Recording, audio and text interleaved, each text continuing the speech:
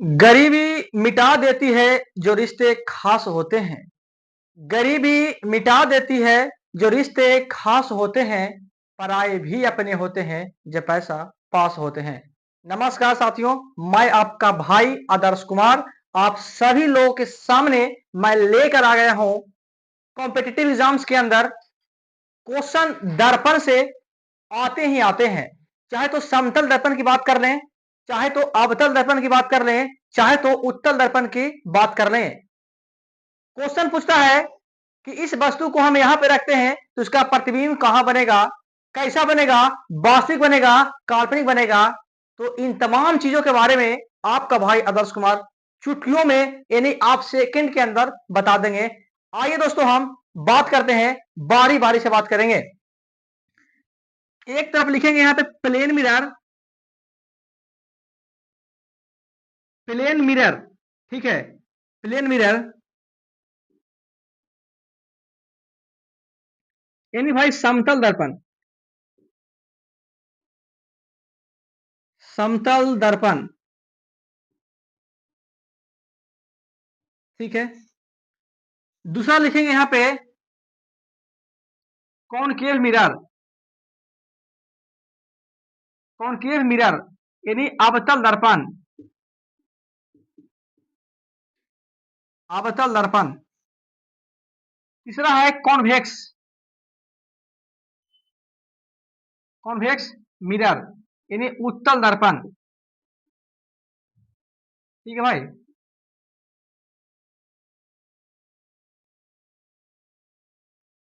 समझिए दोस्तों यहां पे मेरा ट्रिक क्या कहता है, बिल्कुल ट्रिक से पढ़ेंगे, ठीक है। सबसे पहले आप लोग को हम बता रहे हैं प्लेन मिरर के बारे में। प्लेन मतलब क्या होता है, समतल।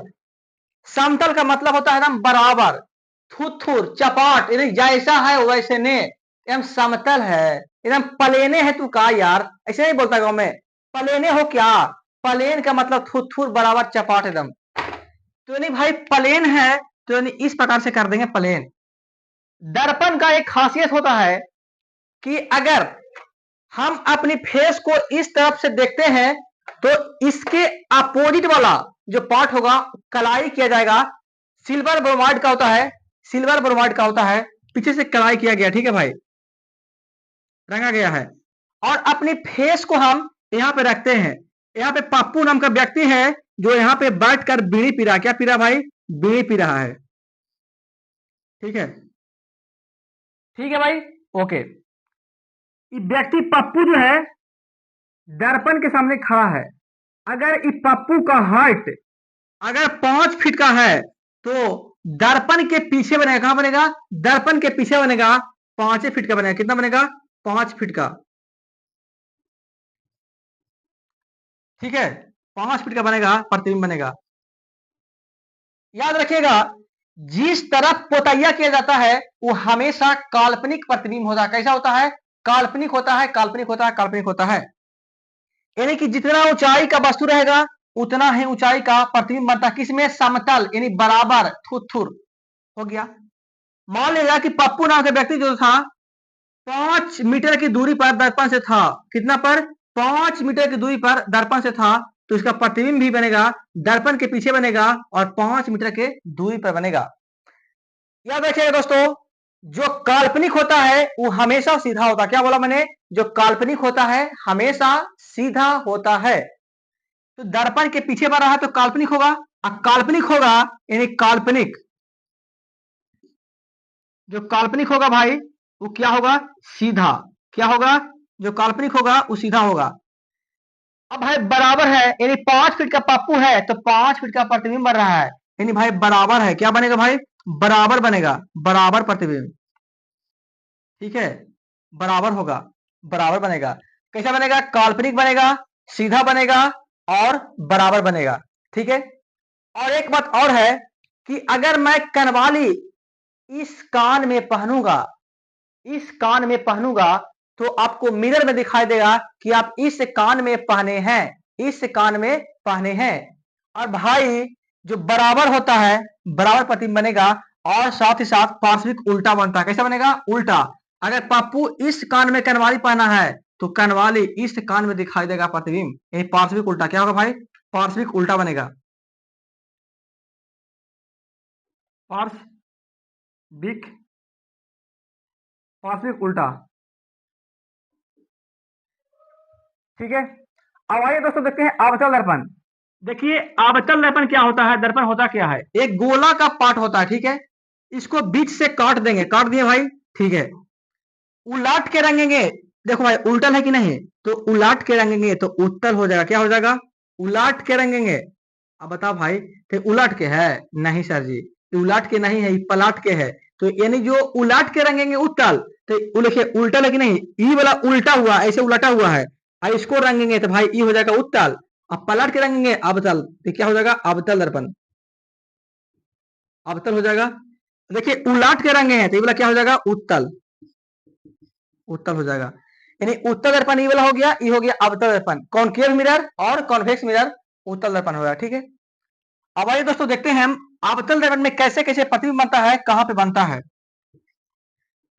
तो सबसे पहले एक दर्पण खींचेंगे, खींच दिया भाई, ठीक है। दर्पण खींचो पेप्सी लिखो। क्या बोला मैंने? दर्पण खींचो पेप्सी लिखो, तो पी एफ सी, दर्पण खींचो पेप्सी लिखो। और यहाँ पे भाई एक कंडीशन है, अनंत है। क्या है? अनंत है। वस्तु को कहां कहां पे रख सकते हैं? एक तो आप वस्तु को अनंत पर रख सकते हैं। कहां पे रख सकते हैं? एक तो वस्तु को आप अनंत पर रख सकते हैं, एक कंडीशन। वस्तु को आगे क्यों बढ़ाते जाएंगे? अब वस्तु को अनंत पर रख सकते हैं, एक नंबर। वस्तु को अनंत और वक्रता केंद्र के बीच रख सकते हैं, वक्रता केंद्र के बीच रख सकते हैं, ये 2 नंबर। वस्तु को वक्रता केंद्र पर रख सकते हैं, 3 नंबर। वस्तु को वक्रता केंद्र और फोकस के बीच रख सकते हैं, 4 नंबर। वस्तु को फोकस पर रख सकते हैं, 5 नंबर, 5 नंबर। वस्तु को फोकस और ध्रुव के बीच रख सकते हैं, भाई हो गया 6 नंबर। समझिएगा, दर्पण है, इसको पॉलिश कर देंगे, पॉलिश कर देंगे, पॉलिश कर देंगे, पॉलिश कर देंगे। आप लोग 10th में पढ़ते होंगे तो रटना पड़ता होगा, आइए समझाते हैं। याद रखिएगा कि जो एक पर है ना, छठा को अभी भूल जाना है आपको। भूल गए? ठीक है, भूल गए सर, ओके। तो जो एक नंबर पर है वो प्रतिबिंब फोकस पर बनेगा। कहां बनेगा? फोकस पर। अब बताओ तुम, फोकस पर बन जाएगा। थोड़ा सा आगे बढ़ेंगे तो प्रतिबिंब थोड़ा सा क्या होगा? इधर आएगा। देखो अगर हम ऐसे जाएंगे तो प्रतिबिंब ऐसे की ओर आएगा, ठीक है, ओके।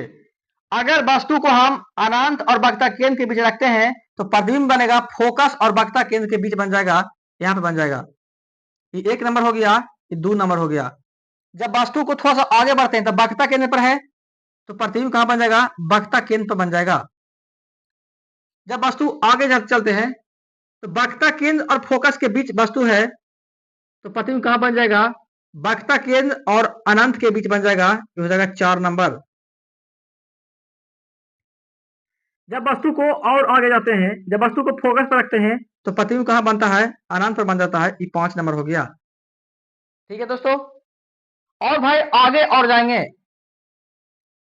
और कहा जाएंगे, फोकस और ध्रुव के बीच जाते हैं तो प्रतिबिंब, प्रतिबिंब दर्पण के पीछे बनता है, दर्पण के पीछे बनता है, सीधा बनता है। कैसे बनता है? सीधा बनता है।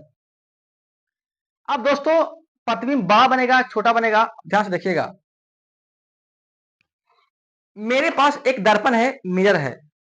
अब इस दर्पण को मैं रखा हूं, ठीक है, अपने हाथ में, और बहुत दूर में कोई व्यक्ति है, बहुत दूर में, तो थोड़ा थोड़ा लग रहा है कि कुछ कुछ है, ओके। यानी कि वस्तु बहुत दूर था तो प्रतिबिंब हल्का हल्का दिखाई दे रहा था।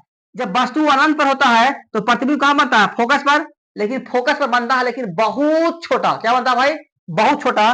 तो जब वस्तु प्रतिबिंब, जब वस्तु अनंत पर होता है तो प्रतिबिंब बनेगा फोकस पर और बहुत छोटा बनेगा। क्या बनेगा? बहुत छोटा। क्या बनेगा? बहुत छोटा।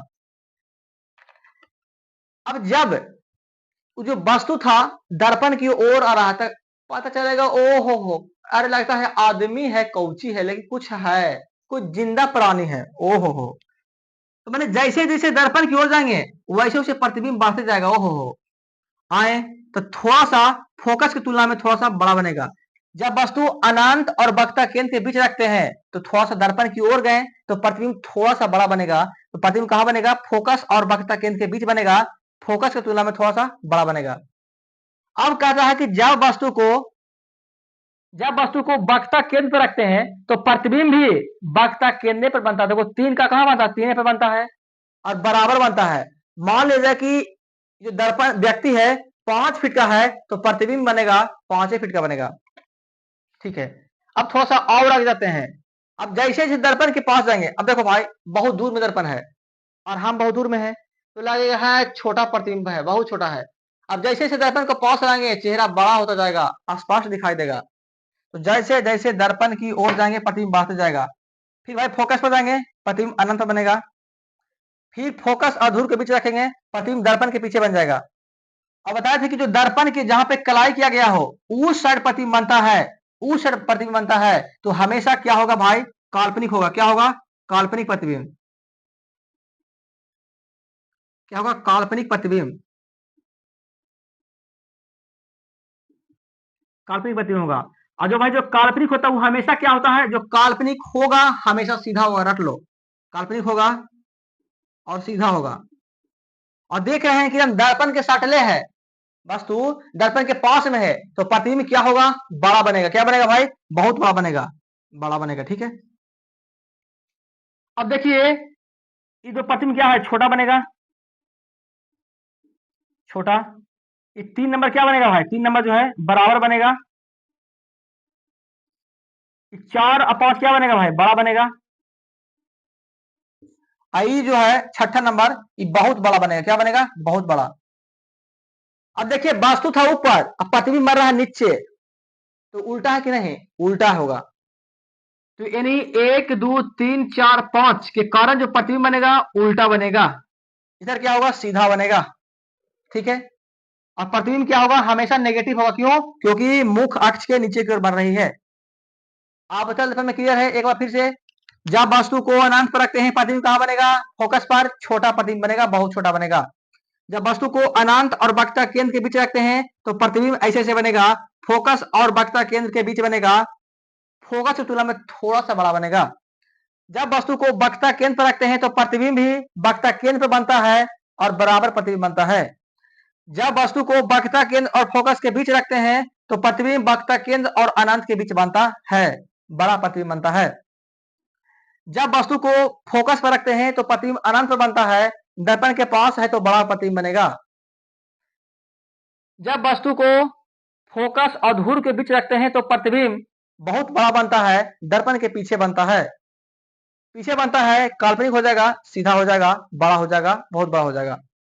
भाई अवतल दर्पण को देख लिए, अब समझेंगे उत्तल दर्पण में बना प्रतिबिंब।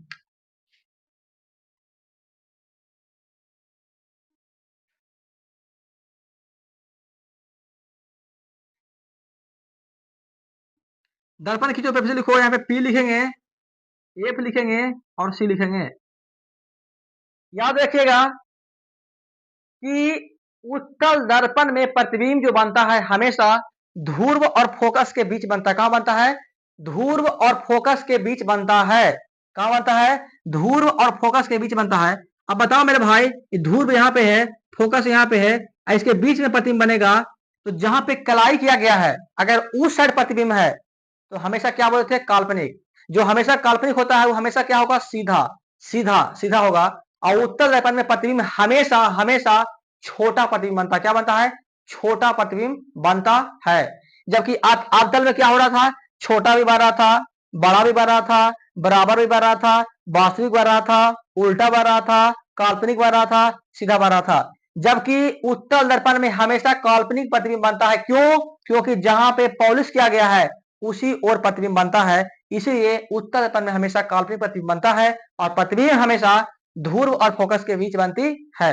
साथियों मैं उम्मीद करता हूं कि वीडियो आप लोगों को अच्छा लगा होगा और समझ में भी भरपूर आया होगा।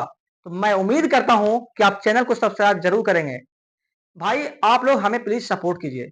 जब आप सपोर्ट करते हैं तो मैं बहुत मोटिवेट होता हूं, इतना मोटिवेट कि मैं बता नहीं सकता हूं। तो भाई सब्सक्राइब करके दोस्तों के पास सेशन को शेयर कीजिए। मिलते हैं आपसे अगले वीडियो में। कमेंट करके अपनी राय को जरूर बताएं।